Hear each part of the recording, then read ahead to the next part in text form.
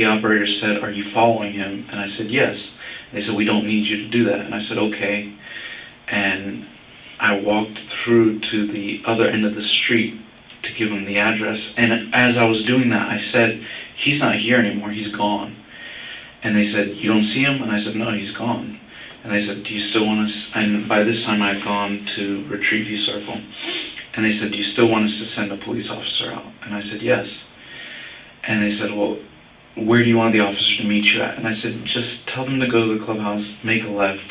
I didn't give them a description of my car. And I said, "I'll meet them back at my car."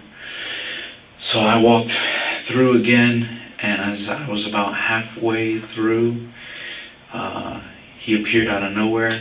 Were you still on the phone? No, I hung up. They said, "We have an officer en route." And I said, "Okay, thanks." After he asked me if I wanted an officer there, they said, "We have an officer en route." I told them to meet me in my car, and I hung up. And I put my phone away.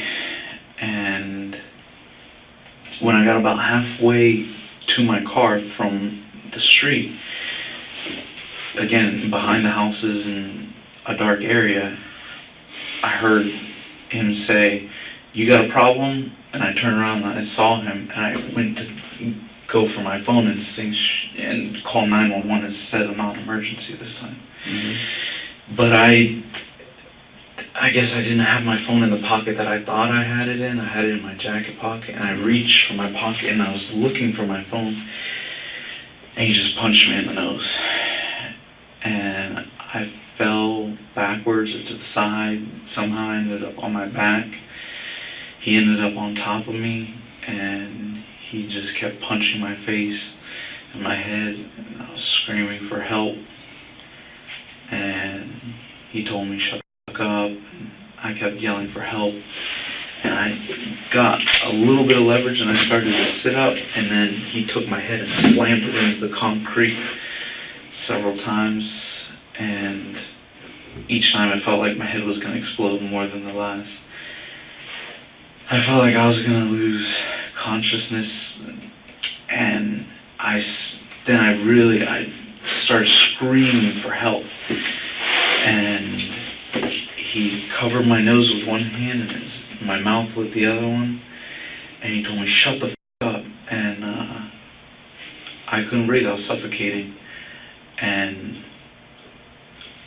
all I could think about was I didn't want him to keep slamming my head on the concrete, so I kind of shifted and squirmed my way out, not out from under him, but like to where, because the concrete was it was a sidewalk, and it felt like he only had my head on maybe a quarter of the concrete, and I could shift my way out and get onto the grass, where if he was slamming my head, it would just hit the grass and not the concrete. But when I shifted, my jacket came up and my shirt came up and exposed my firearm. And that's when he sat up and looked and said, "You're gonna die tonight." And I felt him take one hand off my mouth and slide it down my chest. And I just pinched his arm, and I grabbed my gun and I aimed it at him and fired one shot.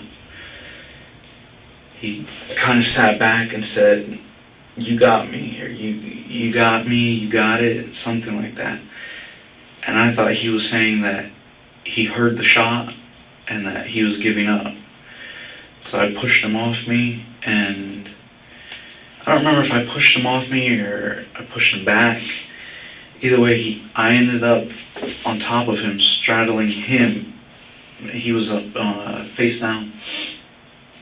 And when he was hitting me in the face and the head, I felt like he was hitting me with something in his hands.